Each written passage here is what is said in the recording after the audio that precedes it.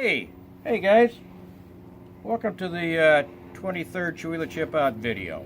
Glad to have you here. Sorry we're not meeting in Chihuahua for the great extravaganza, but you know, we got the situation this year, so here we are. So I'm kind of reminiscent about the Chipout and some of the things that we'll always remember if they ever write a history about the Chipout. We're going to remember, first of all, the people that have been there year after year, remembering Bob and his life. Second thing, probably equal important, is the golf. We're all there having a great time playing the golf tournament that Bob and Dave Alexander started. So those are important things, but I would have to argue that one of the more important things that have been, memorialized at the Chipout that's probably equally as important as anything is,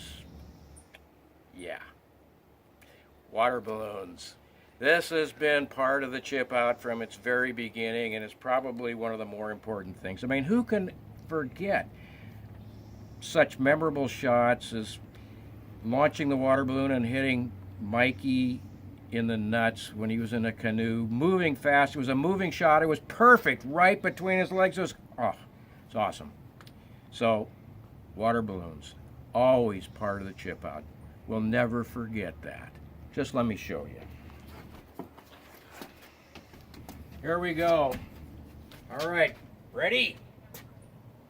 Happy Chipout, 23rd. Woo! On the couch. Dang it. It's going to be a beautiful day for golf. See if I can crush this one and get the game started right.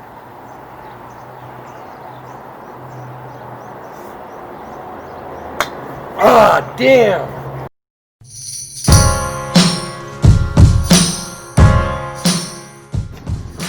Man, first time the Chipout's back at Bootsy's cabin in years. Seems like we're awfully short on money and attendees. What's going on?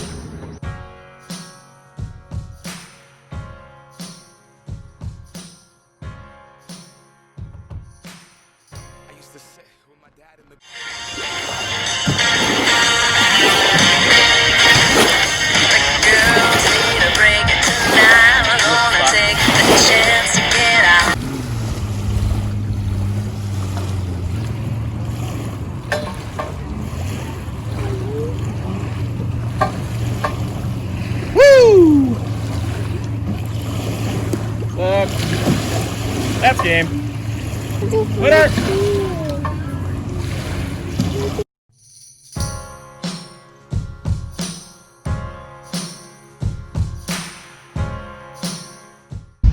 God damn it, 2020. Really?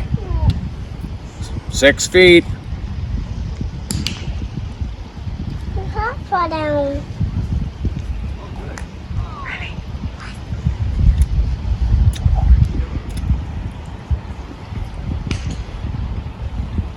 Oh, it's good. Very good. But not as good as the Chipout. Not as good as the Chipout.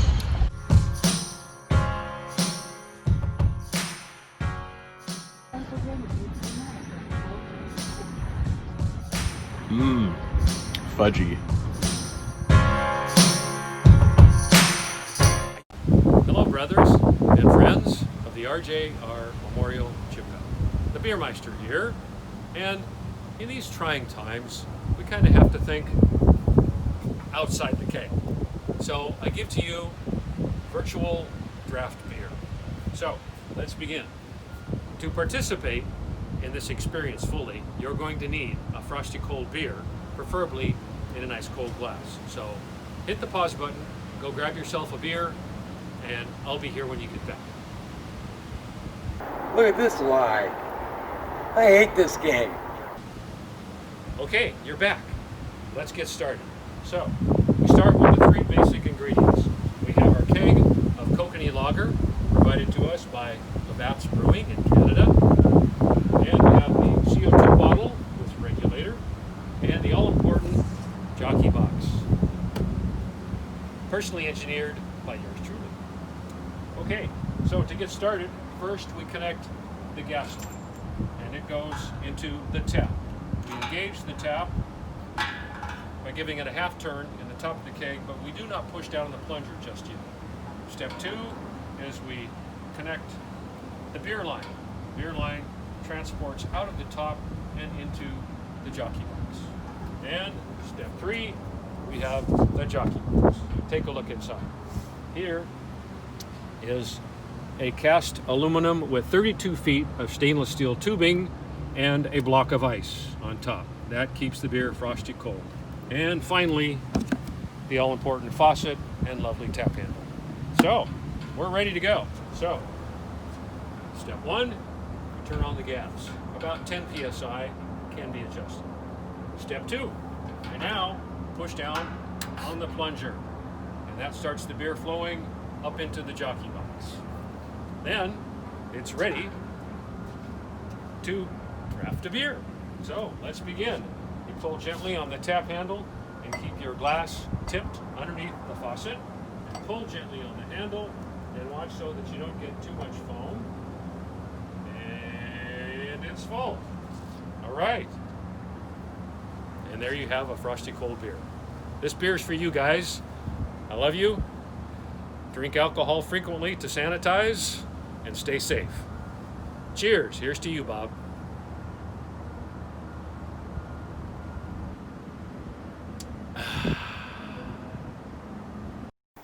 I hate this game. Bonjour, je suis un professionnel de bolo. I'm a professional of bolo, and I'm going to teach Mr. Martin Nelson how to hit the threes. Or Bob Roberts and the Chipout. Okay, Martin, show us what you got. Hit those threes.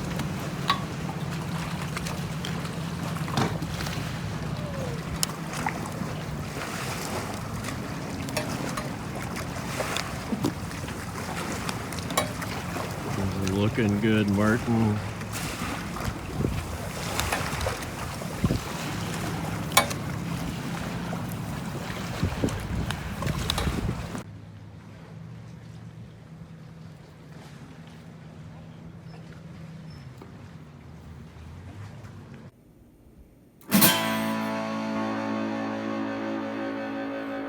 Chip it!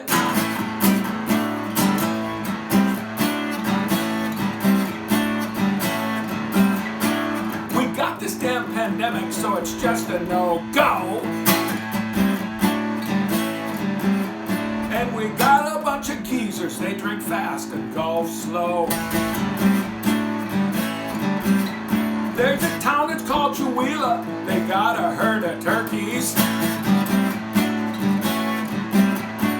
Hungover playing golf with a swing that's herky-jerky. You gotta fight for your right to chip out. Shady Acres is the place that we used to stay at.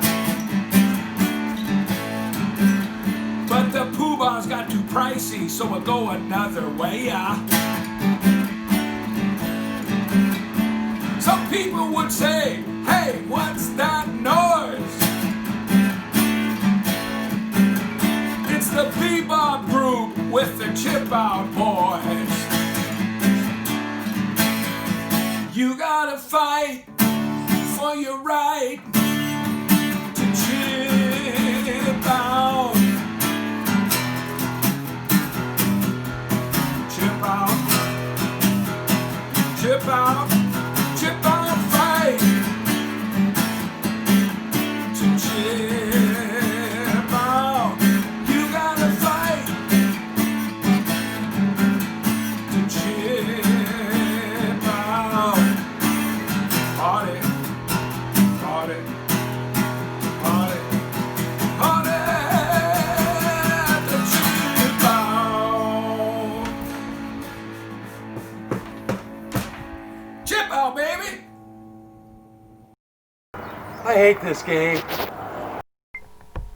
Hi, this is Mickey Epperson, the fastest you-know-what to ever fly from Port Gamble, but wishing I was there on Father's Day with you boys at the lake, but instead I'm here in beautiful Utah. And I was just wondering, kind of thinking about a few things, like I remember going to the Forest House when Dick and Scotty first moved there, and the big picture of Bob above the stairs. That's how I remember. Had good smile, great guy. Some other thoughts I had was about traveling over to, getting there to Loon Lake and finding out that there really are loons and they crap all over everything. But, the other thing that I was thinking about, and maybe you've had some of these thoughts too, but I remember at Bootsy's, I'd get up really early in the morning, and when I was there, wish I could have been there every year, but, with 7 kids and now 22 grandkids. Anyway, down the pier I go.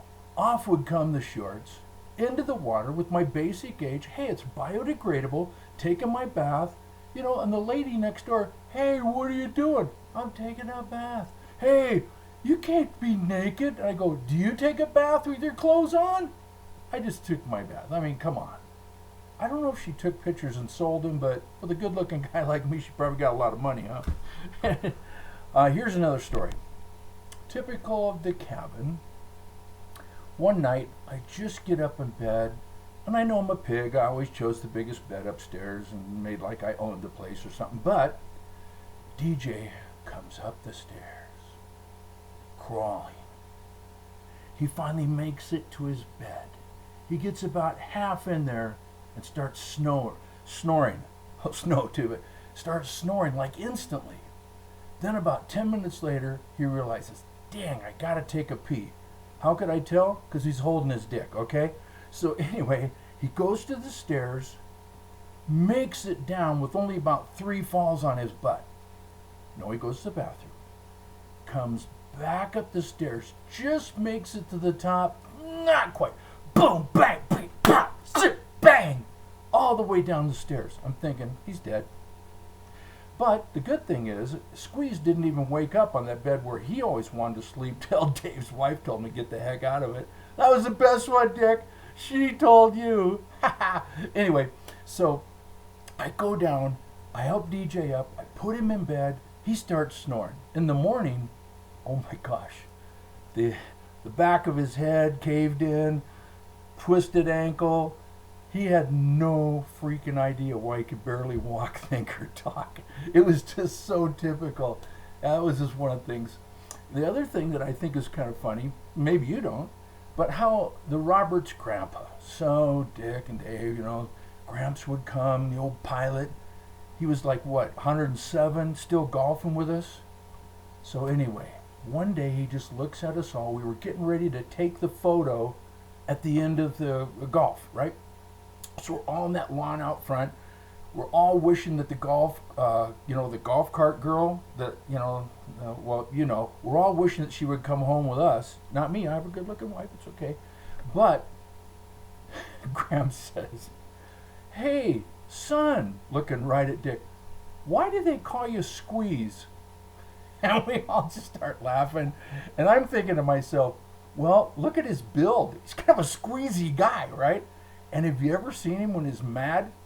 His face gets all squeezy. He looks squeezy, right? I mean, so anyway, the name fits. So there you go, Roberts. You deserve your frickin' name, all right? Now, here we are. No matter where we were staying, no matter what the weather, like the year they said, you got to get off the golf course. Lightning. I got my green, rain suit on. I'm still playing. A guy comes by and goes, you guys got to get out of here. There's lightning and thunder. We're closing the course. I'm thinking, hey, I paid my $40. I'm going to play. So naturally we did. I was just, being arrogant like I am. But I admit it. Maybe you don't. I don't know. I know I am. And so anyway, come up to the 18th. And I don't know why, but usually I was in 1 or 2 or 3 last foursome to come in. So we go down there. Now there's 2 ways to think about playing the 18th. One, let it rip and let the guys who are already parked under the pine trees, they're down there sipping their libations, just like I'm sipping my libations right here today, kids. That's right. See what it says on the back? It ain't your frickin' name, it's my name, baby. It's my 22 ounces of water.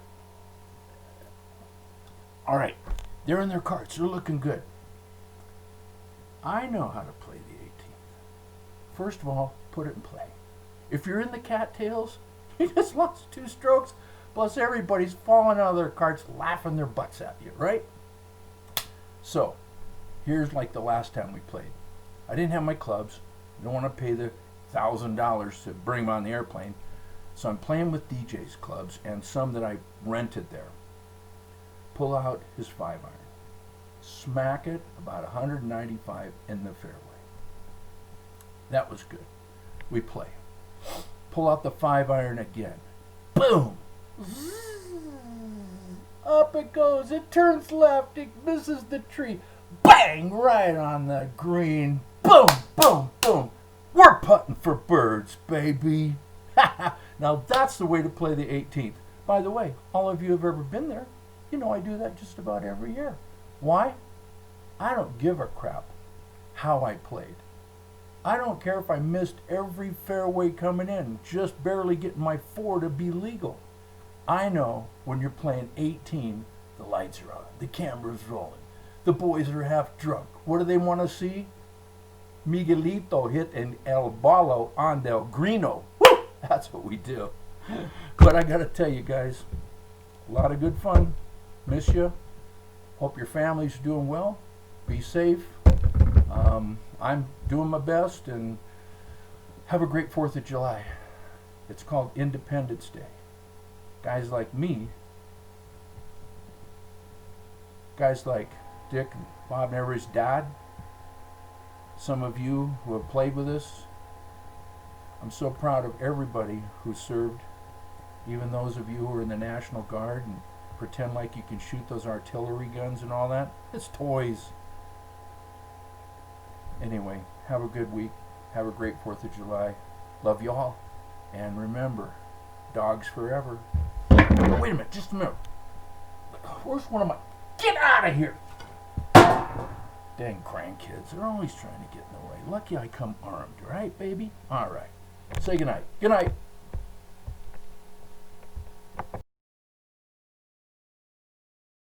So we're all participating in videos to remind us of the glories of past chip outs.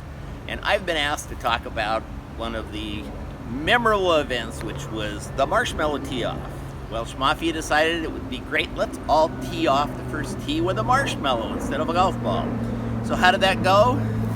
Let me demonstrate. We all lined up and, oh, that went 10 feet. Boy, that was funny. Let's try it again. The second guy gets up. Tries to tee up the marshmallow, gets it up there, it falls off. Tries it again, it falls off. Gets it to stay up. Get out there. Nope, the best you can do is 10 feet. So by the 6th guy or the 7th guy watching everyone hit the marshmallow about 10 feet, it's getting not funny. It's about as funny as watching grass grow. So we're all getting pretty bored watching this. And in the end, it's just not funny at all. But is that what was the worst part? No, that wasn't.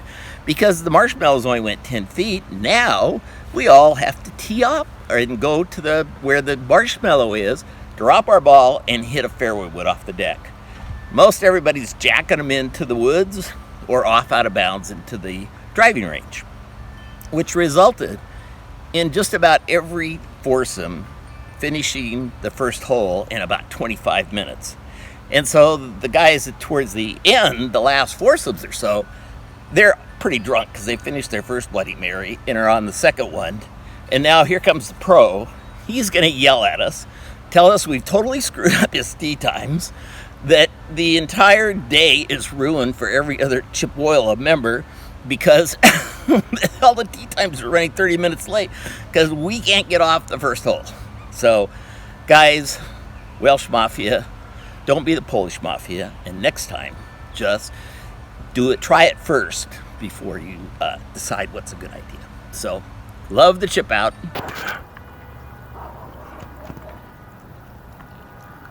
God, sometimes I really hate this game.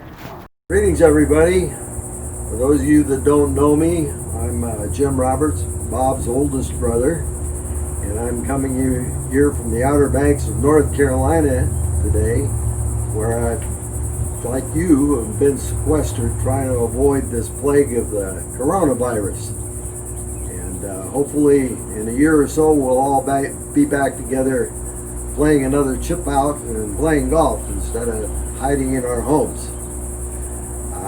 To tell you the truth, I don't understand why my brothers picked the game of golf to honor Bob, because when I left home back at the Air Force Academy days, I don't remember Bob had ever even picked up a golf club. Here's a picture of my brothers and sisters when I left them back around 1963. I'm sure you recognize your University of Washington Delta Chi fraternity brothers, Dick, Bob, and Dave. The little one on the end is Mike, who somehow got confused and claims Washington State is his place. From this point, I was involved with a military career and learned about their progress mainly by letters and phone calls. I never heard Bob's name associated with golf.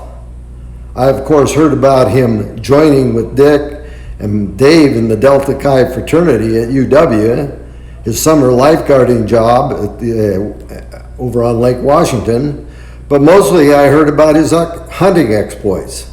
I get pictures of him holding up a string of ducks or geese, and I believe he shot the first deer ever bagged at our duck ranch. So golf never really came up. Until there was this one time after he graduated from UW, when I finally got back to Spokane to see the family. I got together with Dick and Bob for a little friendly round of golf at the Spokane Country Club. Here's a picture of us on that day as we were getting ready to go down to the first tee. That's Dick on the left, I'm in the middle, and Bob with his famous old set of clubs on the right. Well, the first hole went okay, except Bob hit into the woods and we didn't see him again till his ball rolled out of the woods onto the green. On the second hole, he managed to shoot into the fairway, but as we approached his ball, a little furry creature ran across the grass, grabbed the ball in his mouth, and disappeared into the hole. This caused an immediate transformation in Bob. Rather than take a two-stroke penalty and play on, he determined to retrieve his ball. He ran into the woods and came back looking like this. License to kill gophers by the government of the United Nations. Man free to kill gophers at will. To kill, you must know your enemy. In this case, my enemy is a varmint. And a varmint will never quit, ever. They're like the Viet Cong. Varmint Cong.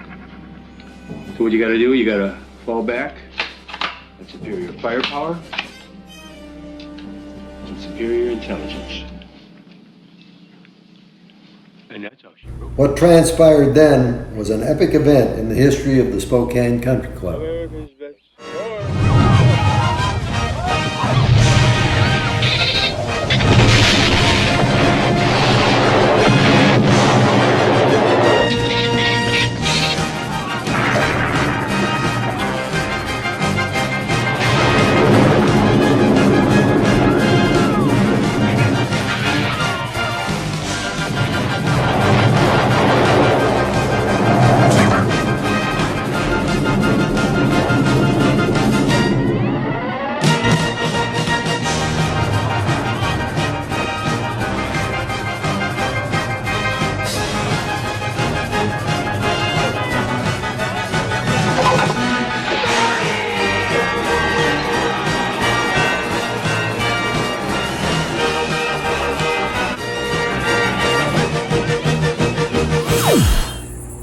Needless to say, after this event, I was too embarrassed to show my face around a golf course anywhere in the nation. And that kind of explains why I didn't play in the chip out for the first 20 years or so. I was really amazed when, after Bob passed away at a young age, that Dick and my brothers picked a golf outing to honor Bob instead of some sort of hunting expedition or hunting event. But since I have had a chance to meet and play with you in a couple of the last few chip outs, I've come to a realization, and that is after witnessing some of his fraternity brothers and friends in action and some of the bacchanalian rites associated with this annual event, I've come to the conclusion that society itself is a lot safer with you all having a golf club in your hand than some sort of a gun. So that explains it all. At any rate, I'm looking forward to next year and getting us all back together for another chip out. In the meantime, I'd like to introduce another one of your fraternity brothers from Delta Chi, my son Josh, who has a message for you all. Thanks, Dad. Special shout out to all you guys celebrating Uncle Bob today. I'd like to give a shout out to all the alumni from the Delta Chi fraternity at University of Washington, from the Delta Chi fraternity at The Ohio State University. They have a message for you over there. 1, 2, 3. Go Bob!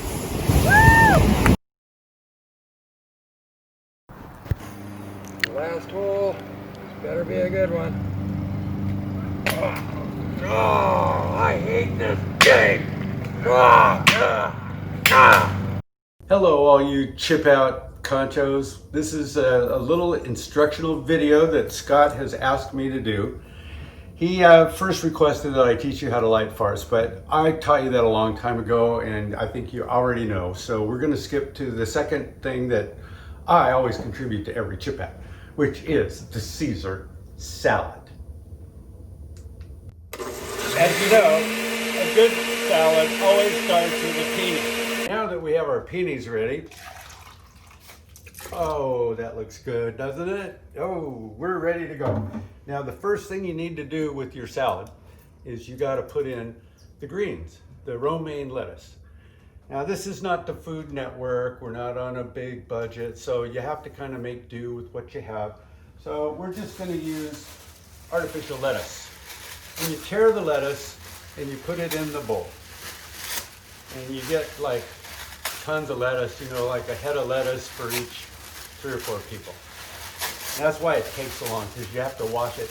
I'm not going to wash this lettuce because it's obviously totally clean and just beautiful.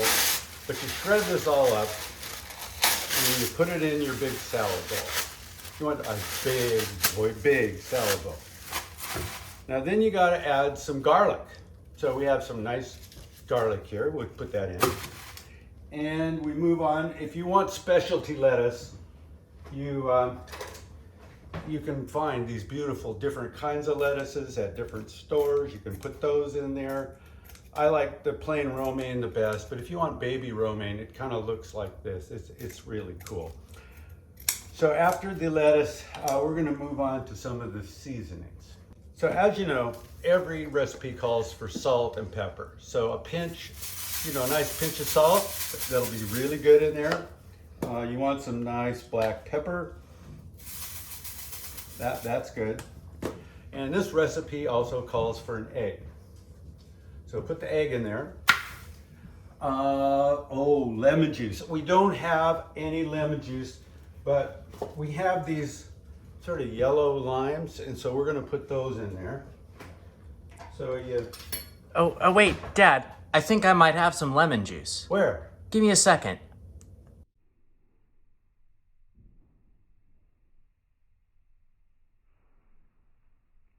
And you can use any kind of mustard you want. It calls for like a half a teaspoon, something like that. That's good. And you need some anchovy fillets. These are really yummy. And you can chop them up or you can eat them whole. Oh, sorry about that.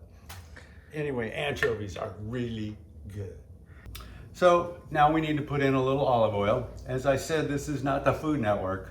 And we're substituting for things. This is some steel bar and chainsaw lubricant oil, but it's very pure, and I think you're gonna love it. It is just the greatest stuff. All right, then we need some Parmesan cheese. Again, we're a little short of the real deal. So we just try some of this cottage cheese. This will work just as well. A couple dollops of that.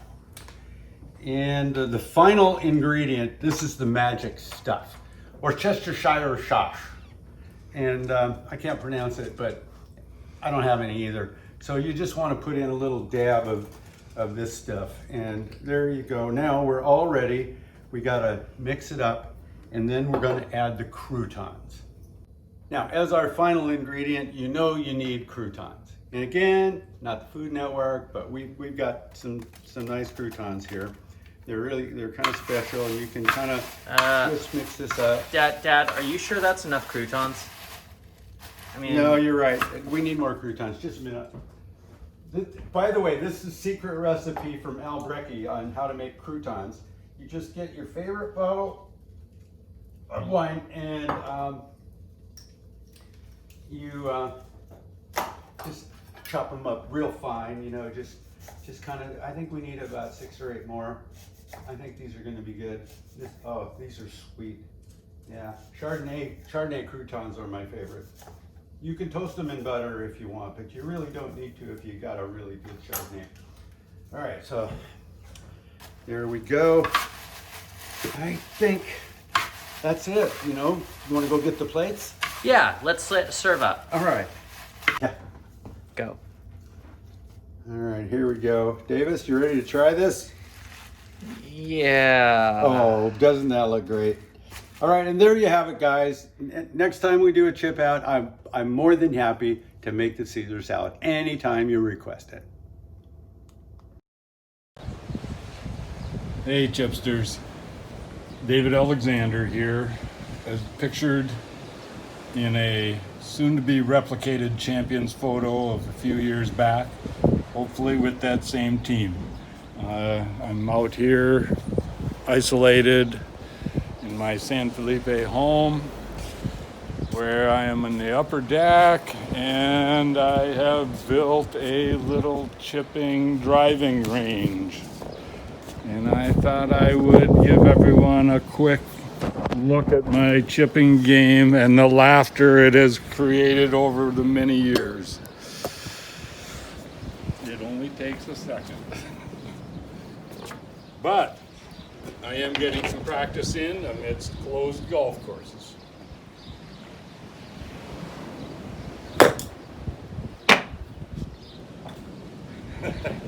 It worked. Love you guys. Look forward to laughter next year at the Chip Out, and hope everyone's healthy. Bye-bye. Hello, gentlemen, and Lisa and Allison, if you are watching. I'm so grateful for all the fun and memories of the Chihuahua Chip Out. I have full confidence that the Welsh Mafia will carry us senior members forward into the future. Although we must bear in mind that the Welsh Mafia are in their midlife crisis. I think that Chihuahua Chip Out was named by Brother Dick and co-founded by him, maybe also Brother Dave and Dave Alexander, and probably Mark Hallen. The format has been pretty much the same all these years, with the Friday night barbecue, the announcements of the teams and the tournament rules, partying into the night, hearing about Scotty's and Ty's travels, JL's music, the bolo tournaments on the beach, water balloons launched into the lake, Herb's famous Caesar salad at Saturday dinners until the boys took over, did a good job, Hoagie's Tarzan yells, all kinds of water sports at all hours, the card games, smoking, drinking, the antics and outfits of the youngsters, Scott, Brett, Clint, Nick, Travis, Mikey the Bone, the Welsh Mafia initiations of Brother Dave's boys. Not to mention we were there to play golf for 2 days. You know, that course is the only course in the world that I am familiar with. And then of course we had the Sunday ceremonies and that dreaded drive home to get back to our responsibilities. But everybody contributes something to make the weekend enjoyable. My contribution historically has been in bringing red wines and conducting a wine tasting. More accurately, a wine drinking. I started tasting wines in early adulthood and actually got my friend Bob Roberts enrolled in this sport. Here's a picture of him enjoying me conducting a wine tasting in the early 1990s.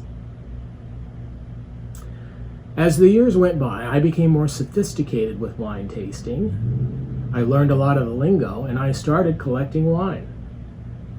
Here's a more adult version of me tasting wine. Yes, I have been reading from a fucking teleprompter. But now I am going to go off script, change locations, and we will do a little wine tasting.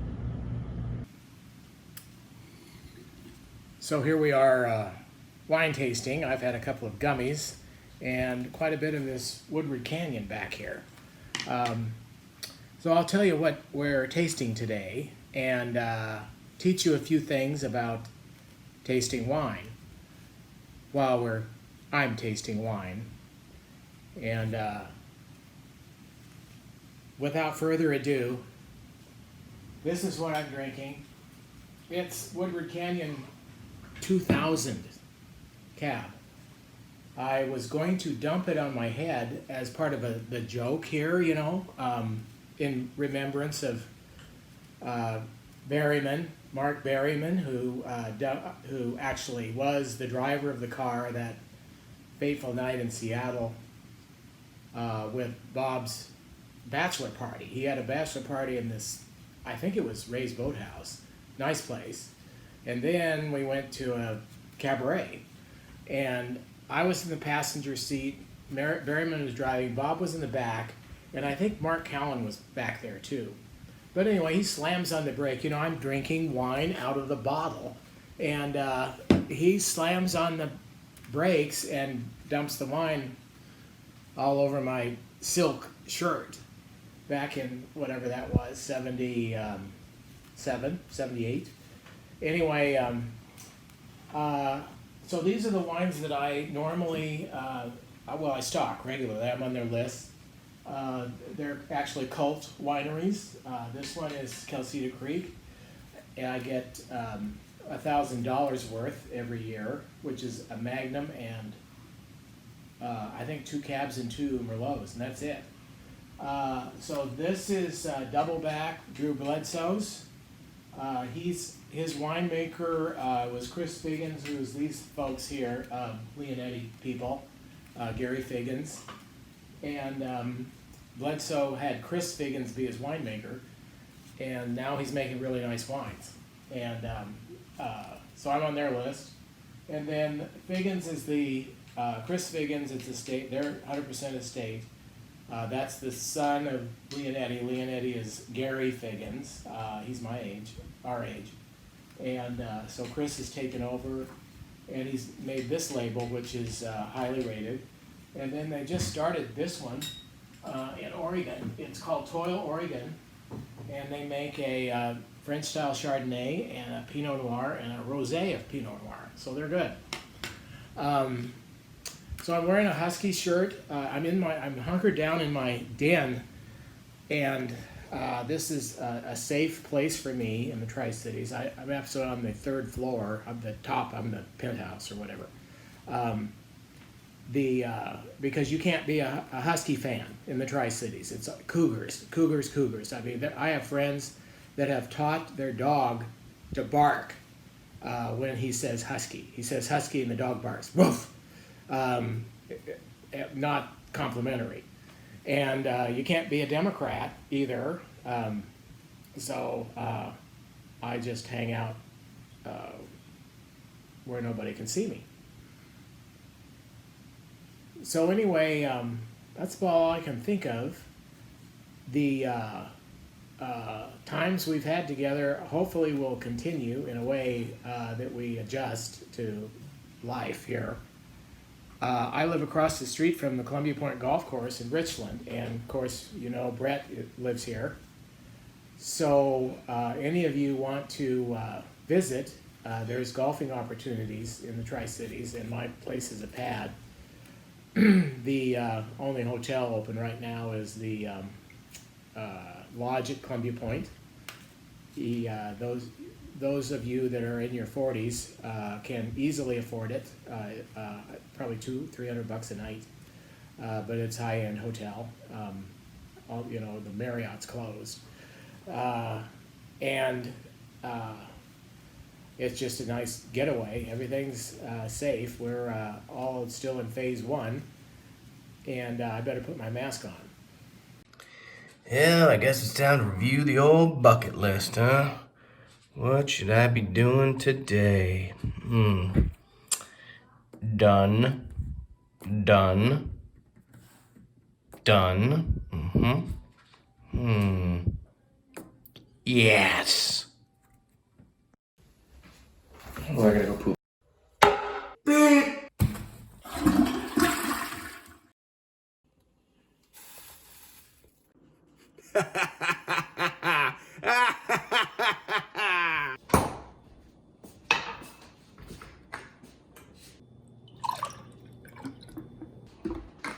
Hey, Brett, look over there. 1 pickle, 2 pickle.